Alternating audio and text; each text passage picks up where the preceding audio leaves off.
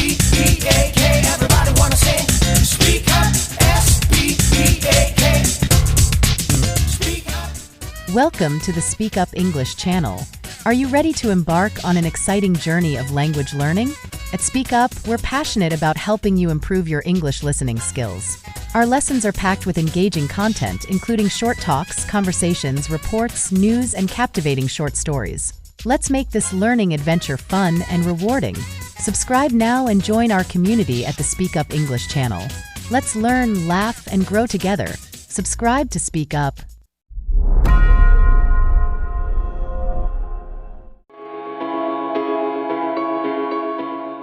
Sharpen your skills with this next listening session. Listen closely and snag every new word that floats by. Let's master your vocabulary. Unsheathe your inner voice and practice pronouncing each word. Craft a short sentence to acquire its meaning and lock it in your memory. Let's unleash your vocabulary potential. Court attention at all cost. Everything is judged by its appearance. What is unseen counts for nothing. Never let yourself get lost in the crowd, then, or buried in oblivion. Stand out. Be conspicuous at all cost. Make yourself a magnet of attention by appearing larger, more colorful, more mysterious than the bland and timid masses. Surround your name with the sensational and scandalous. Draw attention to yourself by creating an unforgettable, even controversial image. Court scandal. Do anything to make yourself seem larger than life and shine more brightly than those around you. Make no distinction between kinds of attention. Notoriety of any sort will bring you power. Better to be slandered and attacked than ignored. P.T. Barnum, America's premier 19th century showman, started his career as an assistant to the owner of a circus, Aaron Turner. In 1836, the circus stopped in Annapolis, Maryland, for a series of performances. On the morning of opening day, Barnum took a stroll through town, wearing a new black suit. People started to follow him. Someone in the gathering crowd shouted out that he was the Reverend Ephraim K. Avery, infamous as a man acquitted of the charge of murder, but still believed guilty by most Americans. The angry mob tore off Barnum's suit and was ready to lynch him. After desperate appeals, Barnum finally convinced them to follow him to the circus, where he could verify his identity. Once there, old Turner confirmed that this was all a practical joke. He himself had spread the rumor that Barnum was Avery. The crowd dispersed, but Barnum, who had nearly been killed, was not amused. He wanted to know what could have induced his boss to play such a trick. "My dear Mr. Barnum," Turner replied, "it was all for our good. Remember, all we need to ensure success is notoriety." And indeed, everyone in town was talking about the joke, and the circus was packed that night and every night it stayed in Annapolis. Barnum had learned a lesson he would never forget. Barnum's first big venture of his own was the American Museum, a collection of curiosities located in New York. One day, a beggar approached Barnum in the street. Instead of giving him money, Barnum decided to employ him. Taking him back to the museum, he gave the man 5 bricks and told him to make a slow circuit of several blocks. At certain points, he was to lay down a brick on the sidewalk, always keeping 1 brick in hand. On the return journey, he was to replace each brick on the street with the one he held. Meanwhile, he was to remain of serious countenance and to answer no questions. Once back at the museum, he was to enter, walk around inside, then leave through the back door and make the same bricklaying circuit again. On the man's first walk through the streets, several hundred people watched his mysterious movements. By his 4th circuit, onlookers swarmed around him, debating what he was doing. Every time he entered the museum, he was followed by people who bought tickets to keep watching him. Many of them were distracted by the museum's collections and stayed inside. By the end of the first day, the brickman had drawn over 1,000 people into the museum. A few days later, the police ordered him to cease and desist from his walks. The crowds were blocking traffic. The bricklaying stopped, but thousands of New Yorkers had entered the museum, and many of those had become P.T. Barnum converts. Barnum would put a band of musicians on a balcony overlooking the street, beneath a huge banner proclaiming, "Free music for the millions." What generosity, New Yorkers thought, and they flocked to hear the free concerts. But Barnum took pains to hire the worst musicians he could find. And soon after the band struck up, people would hurry to buy tickets to the museum, where they would be out of earshot of the band's noise and of the booing of the crowd. One of the first oddities Barnum toured around the country was Joyce Heth, a woman he claimed was 161 years old and whom he advertised as a slave who had once been George Washington's nurse. After several months, the crowds began to dwindle, so Barnum sent an anonymous letter to the papers, claiming that Heth was a clever fraud. "Joyce Heth," he wrote, "is not a human being, but an automaton, made up of whalebone, India rubber, and numberless springs." Those who had not bothered to see her before were immediately curious, and those who had already seen her paid to see her again, to find out whether the rumor that she was a robot was true. In 1842, Barnum purchased the carcass of what was purported to be a mermaid. This creature resembled a monkey with the body of a fish, but the head and body were perfectly joined. It was truly a wonder. After some research, Barnum discovered that the creature had been expertly put together in Japan, where the hoax had caused quite a stir. He nevertheless planted articles in newspapers around the country claiming the capture of a mermaid in the Fiji Islands. He also sent the papers woodcut prints of paintings showing mermaids. By the time he showed the specimen in his museum, a national debate had been sparked over the existence of these mythical creatures. A few months before Barnum's campaign, no one had cared or even known about mermaids. Now everyone was talking about them as if they were real. Crowds flocked in record numbers to see the Fiji mermaid and to hear debates on the subject. A few years later, Barnum toured Europe with General Tom Thumb, a 5-year-old dwarf from Connecticut, whom Barnum claimed was an 11-year-old English boy, and whom he had trained to do many remarkable acts. During this tour, Barnum's name attracted such attention that Queen Victoria, that paragon of sobriety, requested a private audience with him and his talented dwarf at Buckingham Palace. The English press may have ridiculed Barnum, but Victoria was royally entertained by him and respected him ever after. Barnum understood the fundamental truth about attracting attention. Once people's eyes are on you, you have a special legitimacy. For Barnum, creating interest meant creating a crowd. As he later wrote, "Every crowd has a silver lining." And crowds tend to act in conjunction. If one person stops to see your beggarman laying bricks in the street, more will do the same. They will gather like dust bunnies. Then, given a gentle push, they will enter your museum or watch your show. To create a crowd, you have to do something different and odd. Any kind of curiosity will serve the purpose, for crowds are magnetically attracted to the unusual and inexplicable. And once you have their attention, never let it go. If it veers toward other people, it does so at your expense. Barnum would ruthlessly suck attention from his competitors, knowing what a valuable commodity it is. At the beginning of your rise to the top, then, spend all your energy on attracting attention. Most important, the quality of the attention is irrelevant. No matter how badly his shows were reviewed, or how slanderously personal were the attacks on his hoaxes, Barnum would never complain.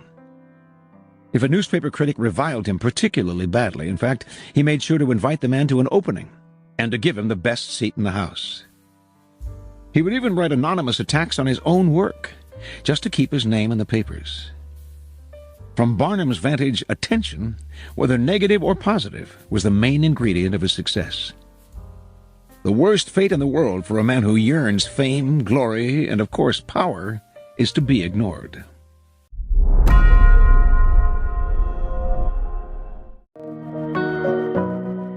We have a mental picture of an artificial intelligence, or AI for short, from science fiction, where it often appears as a human-like entity with an advanced level of intelligence, which is doing its own thing, coming up with its own goals, and continually optimizing to be better than we are. However, when computer scientists talk about AI, they are referring to a type of computer program that, rather than needing step-by-step instructions, learns how to solve a problem by trial and error. An AI doesn't possess the fraction of the capability of a human being, however.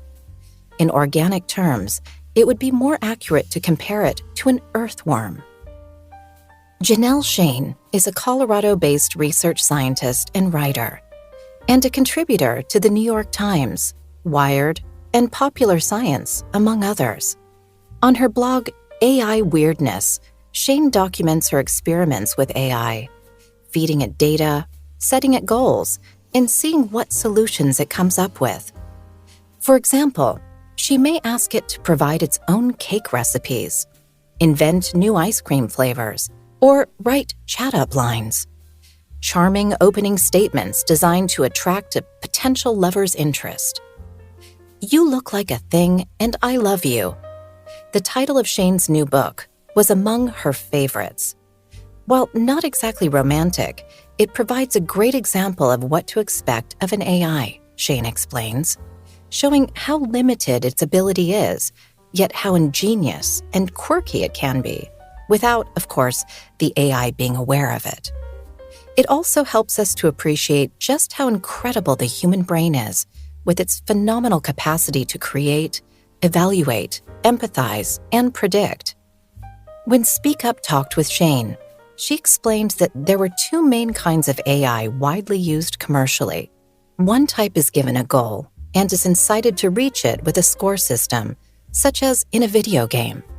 We asked Shane to give us an example. You've got this robot parts, and your goal is to assemble all of these parts into some kind of robot and get from point A to point B. So it starts with a complete mess of robot parts, and through hundreds of thousands of trials, you can begin to make something that gets toward that goal.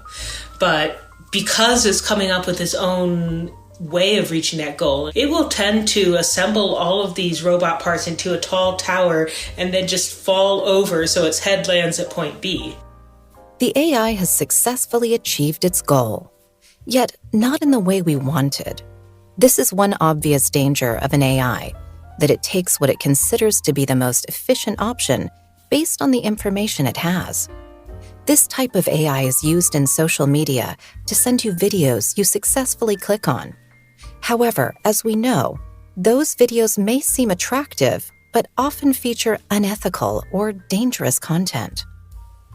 A second commercial type of AI is given the goal to copy human behavior. In language translation or image or face recognition, for instance, the AI is given examples from a data set taken from the internet. Shane tells us more. So we have, here are what humans decided are in these images. Can you tune yourself so that you are agreeing with the humans? So that's where your data set comes in, because you have to give it examples. This is a cat, this is a dog. The researchers who set this up gather everything on the internet that has the word cat somewhere in the link or the title or the tag. You have to give it all of these examples, labeling what's in there. Unfortunately, the AI does not know how to distinguish the subject from the rest of the dataset image. This can cause problems, as Shane explains.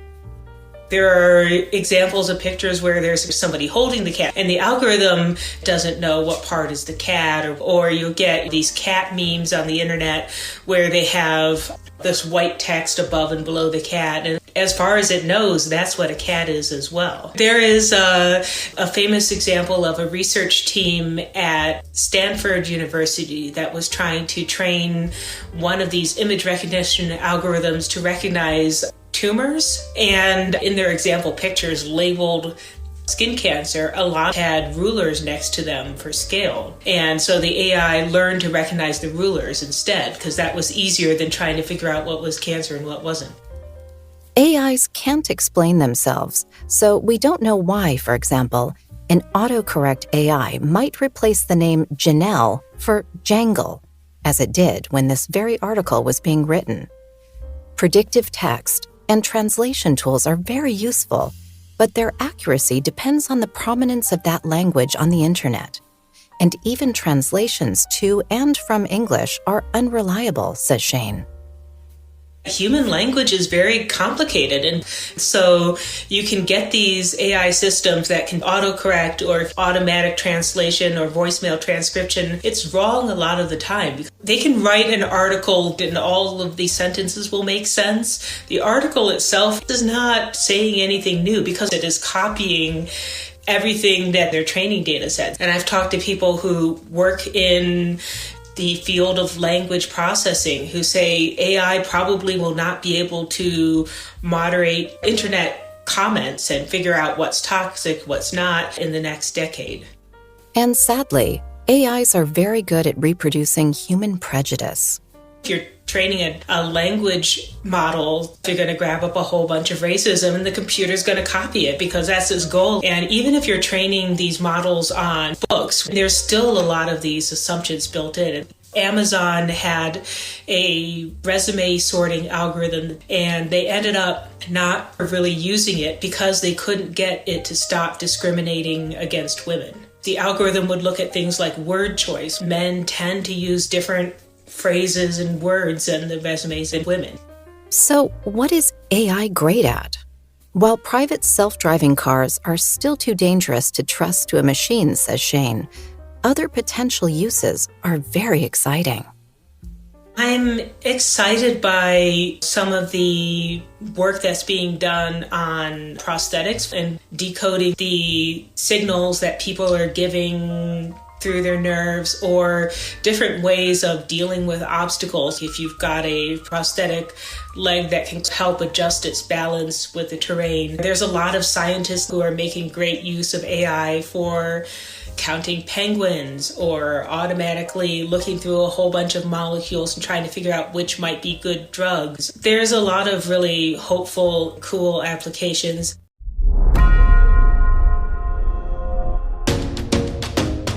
You will hear a man telephoning a sports club to ask about membership and facilities.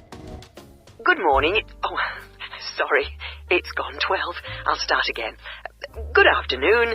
Kingswell Sports Club. How can I help you? Oh, good afternoon.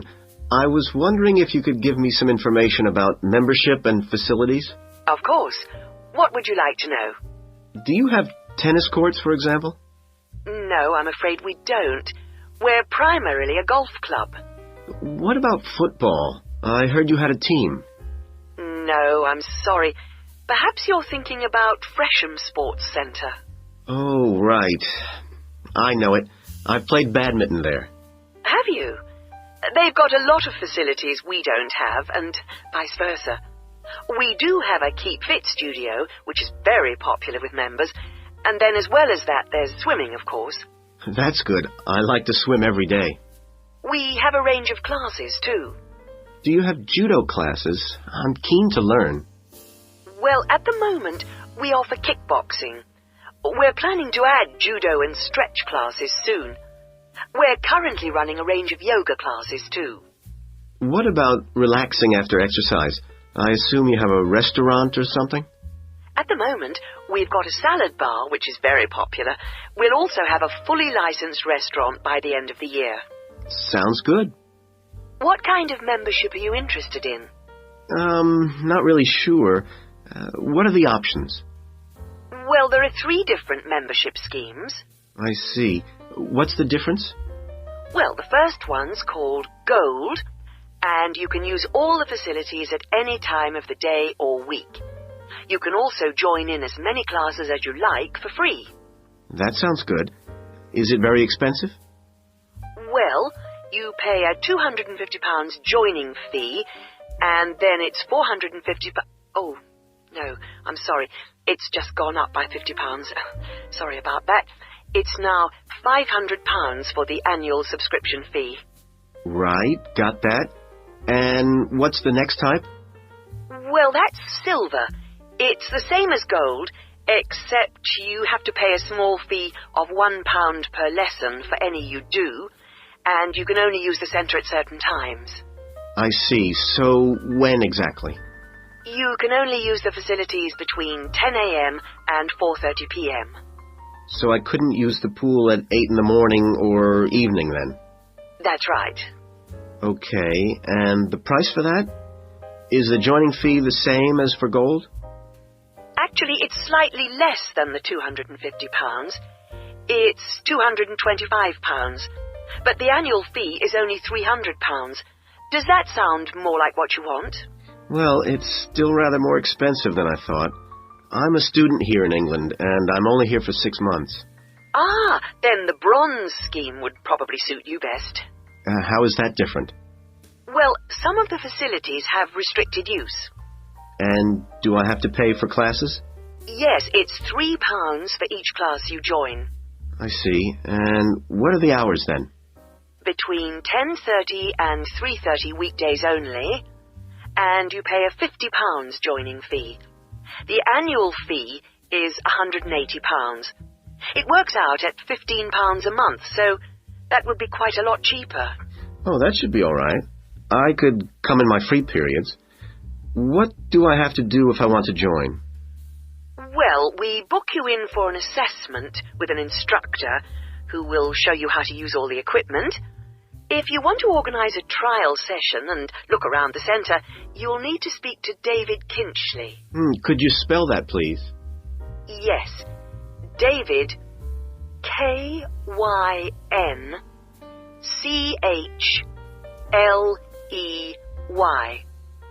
I'll give you his direct line number. It's 0458 95311. Thanks. Thank you for calling Kingswell Sports Club.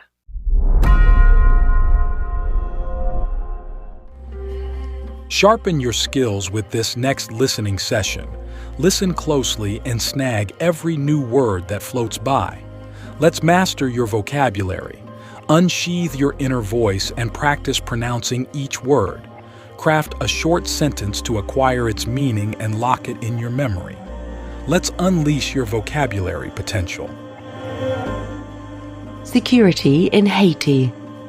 Hanging by a thread. Can Haiti's police hold on? Haiti is waiting. Gangs control large parts of the capital, Port-au-Prince.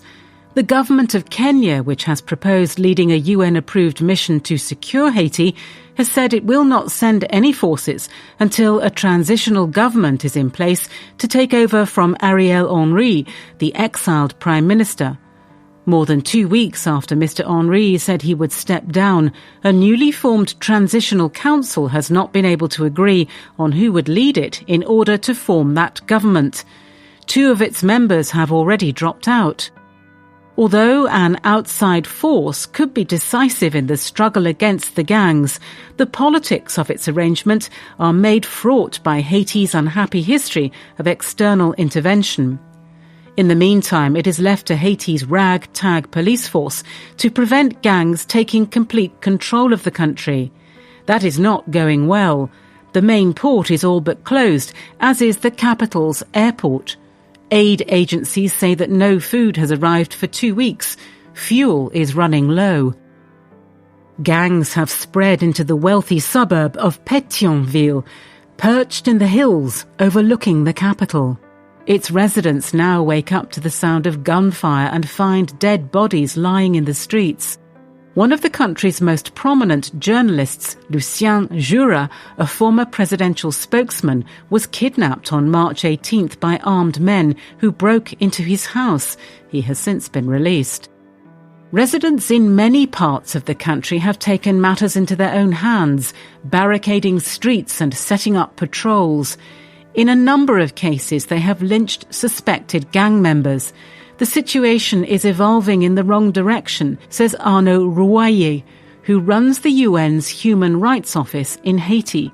It's nearly over for the police. They are on the edge. Most of the international efforts to date have focused on the evacuation of foreign citizens and non-essential diplomatic personnel. But many Haitians are calling on the United States to do more. Instead of addressing the situation, we are seeing embassies evacuate people, says Reginald Delver, a Haitian security consultant and former interior minister. There are things that could be done tomorrow to strengthen the police, says Jake Johnston of the Center for Economic and Policy Research, a think tank based in Washington. But instead, we're talking about this Kenya-led multinational security mission. All is not lost. The US State Department says it has provided support, equipment, ammunition and training to the Haitian National Police's SWAT units, in which it has embedded a number of advisors. The specialised units are very effective, says an official. They're well trained, they have better esprit de corps, and they are able to take on the gangs. Those specialised police units have killed at least 5 gang members in gun battles over the past week, including Ernst Julme, a prominent gang leader known as T. Greg, an associate of the warlord Jimmy Barbecue Cherizier. Even with these pockets of training and resources, Haiti's police remain woefully outmatched by the gangs overall. The UN estimates that only 600 to 700 officers are working in Port-au-Prince.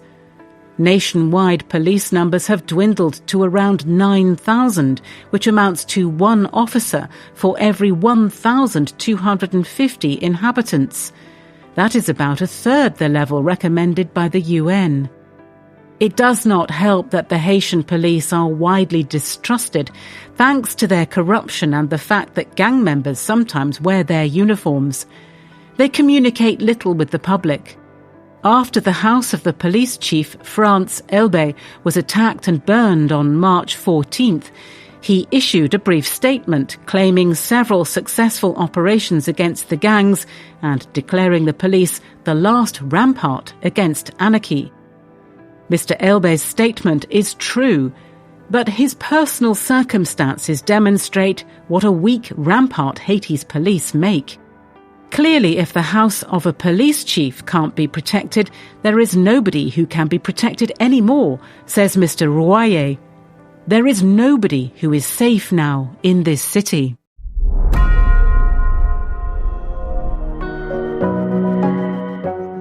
You will hear a local radio broadcast about the Rivendell City Theatre. And here on Radio Rivendell, we have Lynn Rawley, the Public Relations Officer of our own Rivendell City Theatre. Hello, Lynn. Hello. Now, the theatre is reopening soon after its 3-year redevelopment program, isn't it? That's right, and there are a lot of improvements. The first thing people will see when they go in is that the foyer has been repainted in the original green and gold. Then the box office has been reoriented with its own access from the side of the building instead of through the foyer, which means it can be open longer hours and has more space too. The shop that used to be in the foyer, which sold books and CDs, is the one part of the redevelopment which isn't yet complete. The plan is to find new premises for it near the theatre, and we've had difficulty finding somewhere suitable. We hope to reopen the shop in the next few months. Will audiences find any difference in the auditorium? Yes, we've increased the legroom between the rows. This means that there are now fewer seats, but we're sure audiences will be much happier. And we've installed air conditioning so it won't get so hot and stuffy. We already had a few seats which were suitable for wheelchair users, and now there are twice as many, which we hope will meet demand. Something else that will benefit audiences is the new lifts. The 2 we used to have were very small and slow. They've now gone, and we've got much more efficient ones. Anything for the performers? Yes, we've made a number of improvements backstage. The small, dark dressing rooms we used to have been converted into 2 large, airy rooms, so they're much more comfortable now. And the state-of-the-art electronic sound and lighting systems have been installed. Okay, so what's the first play that audiences can see when the theatre reopens? We've got a very exciting production of Peter Shaffer's Royal Hunt of the Sun, which is currently touring the country. That starts on October the 13th and runs till the 19th. We're experimenting a bit with the time the curtain goes up.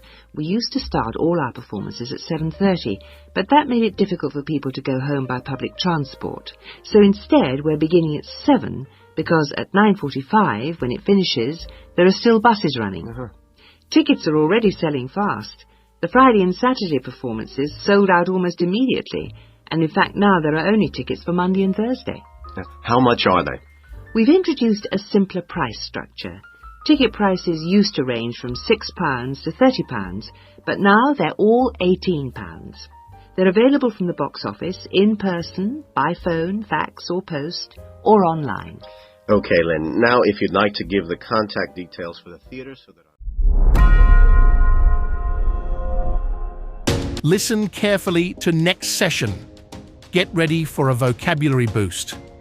Listen attentively and capture every new word you hear. Practice pronouncing each word and craft a short sentence to lock its meaning in your mind. Let's unlock your vocabulary potential.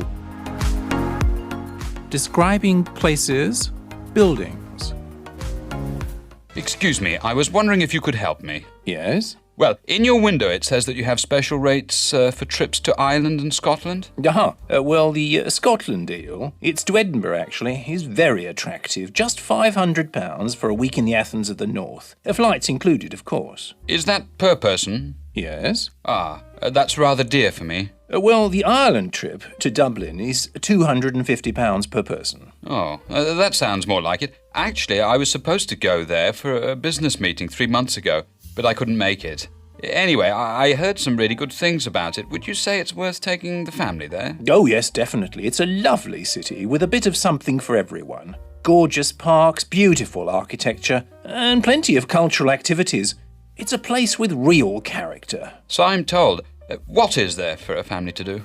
Well, first of all, you should take a walk around the city. Have a look at Dublin Castle, Christchurch, and St Patrick's Cathedral. And while you're walking, you can enjoy the atmosphere of the 18th century terraces and green squares. Well, it definitely sounds like the place for us this year. I'm sure you'll have a wonderful time, as few people seem to be able to resist falling in love with the place.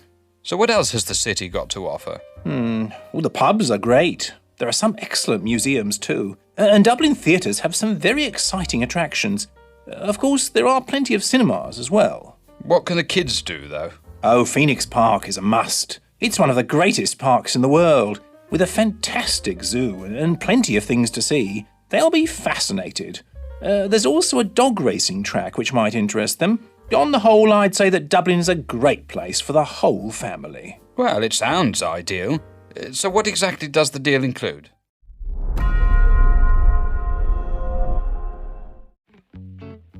You will hear a talk on a social history of the East End of London.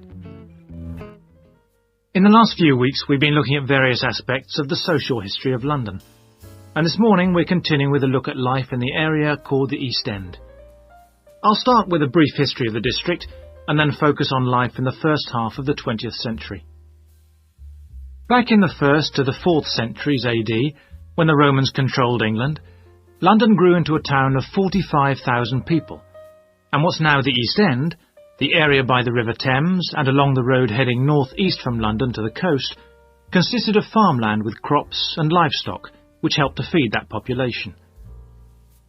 The Romans left in 410, at the beginning of the 5th century, and from then onwards, the country suffered a series of invasions by tribes from present-day Germany and Denmark, the Angles, Saxons and Jutes, many of whom settled in the East End. The technology they introduced meant that metal and leather goods were produced there for the first time. And as the East End was by the river, ships could transport goods between there and foreign markets.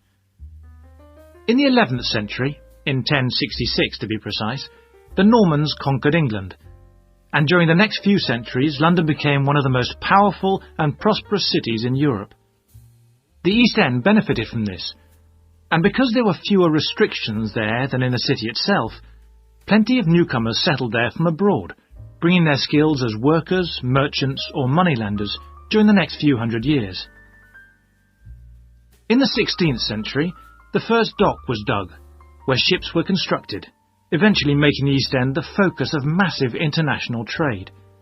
And in the late 16th century, when much of the rest of England was suffering economically, a lot of agricultural workers came to the East End to look for alternative work. In the 17th century, the East End was still a series of separate, semi-rural settlements. There was a shortage of accommodation, so marshland was drained and built on to house the large numbers of people now living there. By the 19th century, London was the busiest port in the world, and this became the main source of employment in the East End. Those who could afford to live in more pleasant surroundings moved out, and the area became one where the vast majority of people lived in extreme poverty and suffered from appalling sanitary conditions. That brief outline takes us to the beginning of the 20th century, and now we'll turn to housing. At the beginning of the century, living conditions for the majority of working people in East London were very basic indeed. Houses were crowded closely together and usually very badly built because there was no regulation. But the poor and needy were attracted by the possibility of work, and they had to be housed. It was the availability rather than the condition of the housing that was the major concern for tenants and landlords alike. Few houses had electricity at this time, so other sources of power were used, like coal for the fires which heated perhaps just one room. Of course, the smoke from these contributed a great deal to the air pollution for which London used to be famous. A tiny, damp, unhealthy house like this might well be occupied by 2 full families, possibly including several children, grandparents, aunts and uncles. Now, before I go on to health implications of this way of life, I'll say something about food and nutrition. You will hear a man inquiring about college courses. Hi, can I help you? I was told to come here because I'd like to talk to someone about taking a management course. Right, I'm one of the tutors, so I should be able to help you. Oh, good. My name's Brian Ardley. I've decided to enrol on a part-time management course. A friend of mine took one last year and recommended it to me. Right. Is there anything I should do before the course, like reading or anything? We prefer to integrate reading with the course, so we don't give out a reading list in advance. But we like people to write a case study describing an organisation they know. I've already done that, as my friend told me you wanted one. But would it be possible to sit in on a teaching session to see what it's like? I haven't been a student for quite a while. Fine. Just let me know which date and I'll arrange it with the tutor. Now, could I ask you about the college facilities, please? Anything in particular? Well, the course is 1 day a week, all day, isn't it? So presumably it's possible to buy food. Yes, the refectory's open all day. Does it cater for special diets? I have some food allergies. Provided you warn the refectory in advance, it won't be a problem. Good. What about facilities for young children? I'd like to bring my daughter here while I'm studying. How old is she? 3. Then she's eligible to join the nursery, which is supervised by a qualified nursery nurse. The waiting list for a place is quite long, though, so you ought to apply now. OK. I don't know if our careers advice service would be of any interest to you. Yes, it might help me decide how to develop my career after the course. The centre has a lot of reference materials and staff qualified to give guidance on a one-to-one basis. I noticed a fitness centre next to the college. Is that for students? It's open to everyone, but students pay an annual fee that's much less than the general public pay. And presumably the college library stocks newspapers and journals as well as books. Yes, and there's also an audio-visual room for viewing and listening to videos, cassettes and so on. Is there also access to computers? Yes. Your tutor will need to arrange with a technical support team for you to get a password, so ask him or her about it when you start the course. OK. By the way, do you know about our business centre? No. What's that? It's a training resource, a collection of materials for people to study on their own or use in their own organisations. Uh-huh. You mean books and videos? Yes, and manuals for self-study. Plus a lot of computer-based materials so people can work through them at their own speed and repeat anything they aren't sure about. And you can hire laptops to use in your own home or workplace, as well as printers that you can take away. Does it have anything that I could use to improve my study skills? I don't have much idea about report writing, and I'm sure I'll need it on the course. Oh yes, there's plenty of useful material. Just ask one of the staff. Does the centre cover all the main areas of business? Yes. Topics like finance and, of course, marketing. That's a popular one. Local managers seem to queue up to borrow the videos. So it isn't just for students, then? No, it's for members only, but anyone can join. How much does it cost? £100 a year for a company and £50 for an individual, with no discount for students, I'm afraid. Well, that's very helpful. Well, I think that's all. I'd better go home and fill in the enrolment form. Thanks for all your help. You're welcome. Goodbye. Goodbye. Thank you for being with us. We'll see you next time for more exciting and helpful videos to help you master your speaking fluency through our listening sessions.